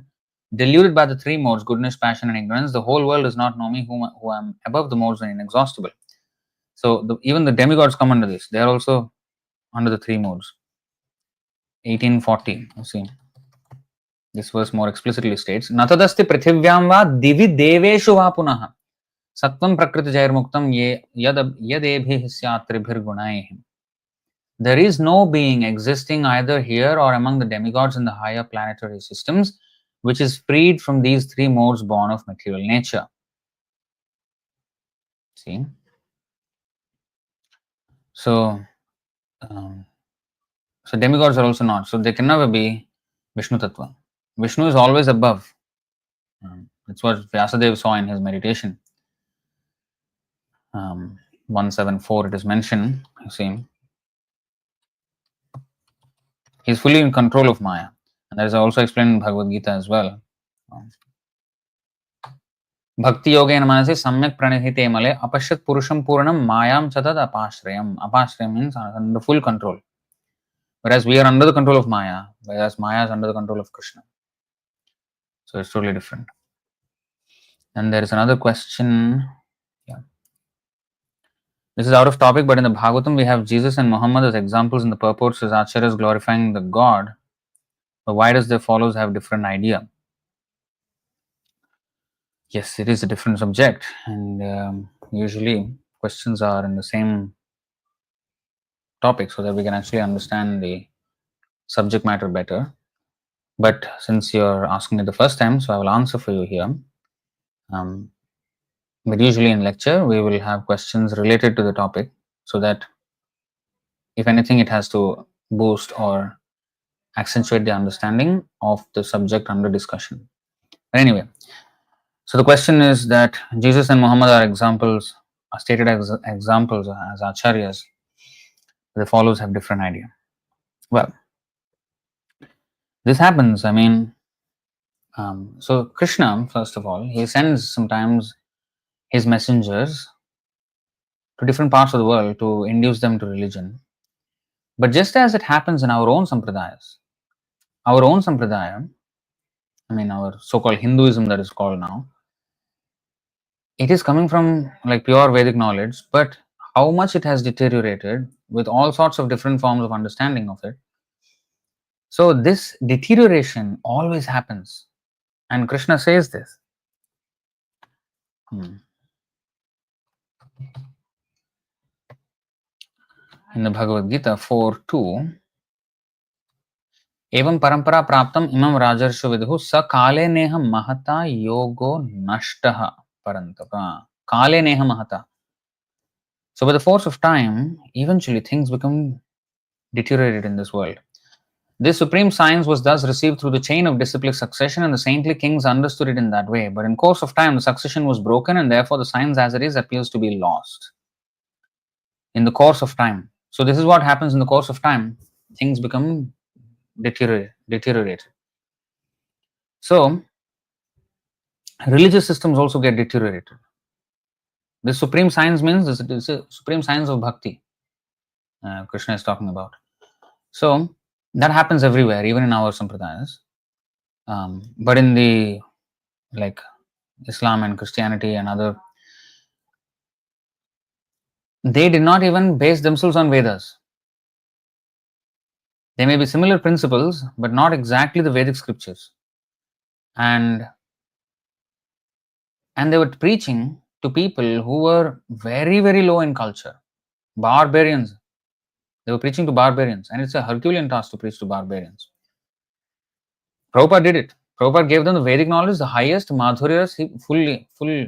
So that is the power of Prabhupada. Prabhupada Acharya, the Acharya that Prabhupada is, there's no comparison.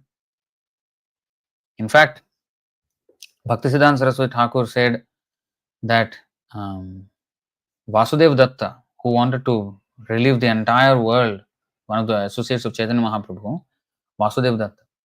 So he wanted to relive the entire universe from sinful activities. So he wanted to get or absorb all the sinful reactions of everybody else. Let them go to Vaikuntha, let me suffer here. So there, Bhaktisiddhanta Saraswati Thakur said that he is millions of times more magnanimous than Jesus Christ. So similarly, Prabhupada is preaching the highest philosophy to the lowest class of people. This is unimaginable what he is doing. But that is because of the mercy of Chaitanya Mahaprabhu. By Chaitanya, what is that? Papi tapi jota chilo hariname uddharilo. So the worst sinners can be delivered by Chaitanya Mahaprabhu's mercy, and that's why it is happening like that. But these acharyas, I mean these preachers who are acharyas, Jesus, Muhammad and others, they preached without this exact thing. Of course, the principle is like, chanting the name of God, all these things are there. But the personal aspect of God is not so much highlighted or almost totally obscured. So, which is why when the personal conception of God and to love Him, that is not there, then people fall back to materialistic ideas and misunderstand. And given that they were barbarians, who were preached to, not the messengers themselves, they were men of God, but the people they were preaching to were barbarians. So they immediately misunderstood and falsely propagated different. There's a nice 3 articles. I mean, it's a 3-part article that I did a lecture series on. That Bhaktisiddhanta Saraswati Thakur had this conversation with a Maulvi who is an Islamic scholar. So they were having this discussion, and Bhaktisiddhanta Saraswati Thakur was nicely presenting, even from the Quran, how every bona fide scripture and acharya should be respected, and how violence should not be propagated, all these things. But some of the followers take to violence. Similarly, this happens in every community, and more so in some than the others. But either way, this deterioration is natural in this material world, and therefore we should strictly keep to the instructions of the spiritual master. In natural means doesn't mean that, oh, that's natural, okay, we'll just deteriorate it. No. That's the nature of this material world. We have to fight it because we have to keep things pure. So when things start deteriorating, we have to keep to the proper standards and rectify the thing by following the proper instructions of the spiritual master and the parampara. So that we should do. So the followers may. So we have done a whole lecture series on that. It's very, very illuminating conversation between Bhaktisiddhanta Saraswati Thakur and the Maulvi, the Islamic scholar. And we should know how to engage with these people and bring forth Krishna consciousness as the religion that harmonizes all religions. And in that way, if we present our Bhagavatam to people, then the whole world can again be united. Again, everybody can understand what is religious principles. So in one way, actually, your question is not out of line, because ultimately, we have to harmonize everything and come to the point where Bhagavatam is the scripture which will unite and harmonize every person, all religions, everything, because it deals with the science of religion, the essence of religion, the fundamental concept, the principle of religion, which is to love God. It's not mentioning Hindu, Islam, Christianity, Judaism, and all these things, Buddhism. These are different schools of thought and different religion, so-called religious system. But actually, religion does not have these tags. Real religion means to love God. That is real religion. So if we understand it properly, then we will know that we need to introduce this science so that the whole world will understand that the sectarian religious understanding is a wrong understanding of religion. Okay, so that's a long-winded answer for that.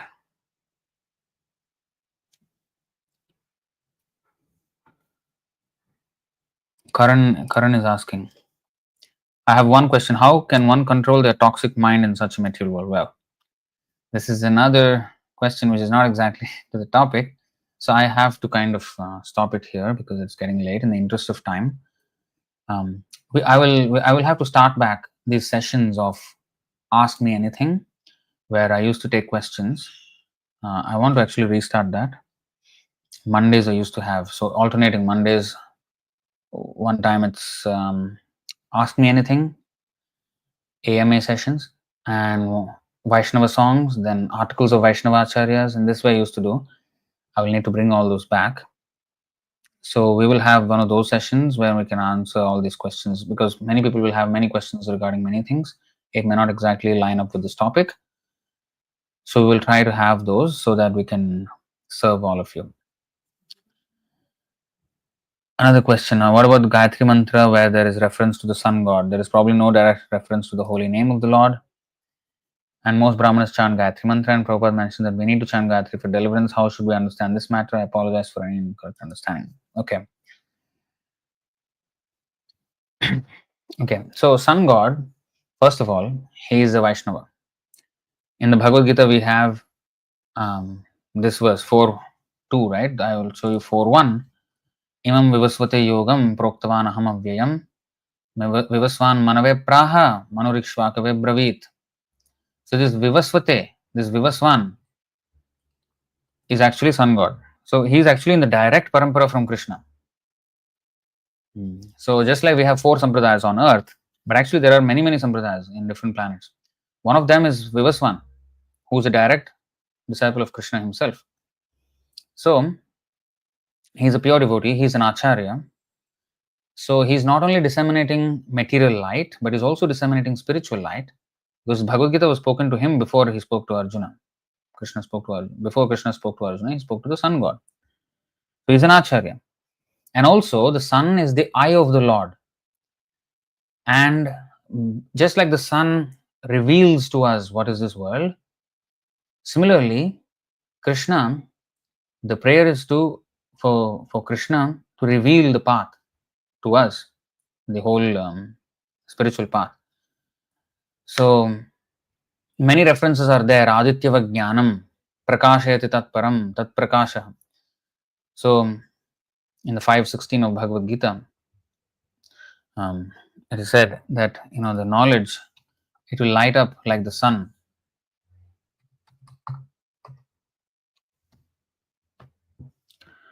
And Vivaswan, his parampara is very extensive as well, spanning over many planets, many thousands of planets, in fact. So it's not ordinary, but also it is the representation of Krishna himself, because his sun is actually one of the eyes of the Supreme Lord in the universal form. And through sunlight, everything is sustained. Life is sustained, our vision, we can know, just like Prabhupada many times said, if in the dark we try to see with a torchlight, we can understand some things, but it's all very scary, dark, and we cannot get a full picture of everything. But when the sun comes out, we can see the sun, we can see ourselves, we can see the whole world. So similarly, Krishna is Surya Sama. Krishna Surya Sama, Maya Andhakar. Jahan Krishna, Tahan Nahi Maya Radhikar. So it is a representation of Krishna. And also Prabhupada used many times this example of the sun to establish the truth of the absolute truth, the situation of the absolute truth. Brahmeti Paramatmeti Bhagavaneti. Sun is used as the example, the sunlight, the sun globe, and the sun god. So it reveals to us a lot of the spiritual knowledge, and that's why we pray to the sun god in the Gayatri mantra. It is in connection with the Lord. So whenever the original understanding is that every demigod actually is a part and parcel of Vishnu. With that understanding, we have to do. If we think they're separate and we have to bribe them in order to do something, that's a different. Demigod worship that's why it is condemned. But to understand that they're actually parts and parcels of Krishna and we're actually worshipping Krishna, that is proper understanding. So ज्ञानेन तु तद् अज्ञानं येषां नाशितमात्मना तेषाम् आदित्यवज्ञानं प्रकाशयति तत्परम्. When, however, one is enlightened with the knowledge by which nescience is destroyed, then his knowledge reveals everything as the sun lights up everything in the daytime. So his knowledge is revealed to the sun that lights up everything in the daytime. Sundar Gopal Prabhu, few months back, was mentioning a very, very, very important aspect regarding this verse. Apparently, he was reading a Prabhupada lecture on this, and Prabhupada, you see how he explained this verse. He said, this verse, if you see, tat prakashayati tat param, tesham adityavajnanam prakashayati tat param. So the knowledge is like the sun, as bright as the sun, reveals everything. That knowledge is disseminated in this world by prakasha. If you know enough, if you have read enough of Prabhupada's books, especially Chaitanya Charitamrita, which is especially the first few chapters of Madhya-līlā, where there is very dense philosophy on the principle of Vishnu and different aspects, Vishnu Tattva. So Tat Prakasha, Vaibhav Vilas, Vaibhav Prakash, all these things, very technical terms, but Prakasha form of Krishna is Baladev, Balaram, Vaibhav Prakash. So he has slightly different bodily features, but he's as powerful as Krishna, and so Vaibhav Prakash is called. And Prabhupada connected this Jnanam is given by that Prakasha, who is Baladev, Balaram, who is the original Guru. And similarly, all the spiritual masters, they give this knowledge by which one can see everything very bright, like sunlight, because their expansion or their representatives of Lord Balaram, who is the original Guru. And this is very beautifully, Prabhupada, how in-depth that is, you see. Tesham adityava jnanam prakashayati tat param. So that Swayam Prakash, who is the Lord Balaram of Krishna, this is a very technical term. So, but from him Prakash comes the knowledge and the strength, spiritual strength, which the spiritual master is a representative of Balaram, and then he disseminates the spiritual strength, and therefore the knowledge gets actually disseminated. So that connection between the sun, the knowledge, and the spiritual master and Krishna, it's so intimate, it's so so in this way, if we understand deeply, the sun is a representation of the Supreme Lord, it's a representation of the spiritual master, um, both materially and spiritually, and the sun is also sustaining. Bhur, Bhuva, Swaha, all these planetary systems are being sustained by the sun. So similarly, we are praying, actually what really sustains, like Chaitanya Mahaprabhu is called Vishwambhara, that means the sustainer of the universe, who holds the universe. What does that mean? Yes, he's holding in the form of Garbhodakshaya Vishnu and all this, Mahavishnu and all this, but to sustain our lives, our lives will be hopeless without devotional service. Life is meaningless without devotional service. So he's actually injecting life by introducing love of Godhead, this Krishna Prema. He's enlivening the entire universe, Vishwambhara. So just like the sun is maintaining the entire life on all these planetary systems, the knowledge given by Krishna will similarly sustain our life. Then everything becomes lively, meaningful, purposeful, and happy. So there are so many aspects like that if we see the sun. So that's why the meditation is there, the Gayatri is there. So this is essential, therefore. This is the proper understanding of Krishna. It is not separate. When we say sun, immediately it's a demigod, it's something separate from Krishna. No, it's all related with Krishna, it's all related with the Balaram, the spiritual master, the knowledge, everything. Okay, I think I will stop it there. If we have those, not if we have, we should have those AMA sessions, which I will try to revive as soon as possible, and we can answer many more questions. All right, so I'll stop it here. Chaitanya Charitamrita ki jai, Shri Chaitanya Mahaprabhu ki jai, Krishnadas Kaviraj Goswami ki jai, Ananta Koti Vaishnava Vrinda ki jai, Srila Prabhupada ki jai, Nitai Gaur Premanand, Hari Hari Gaur, Hare Krishna.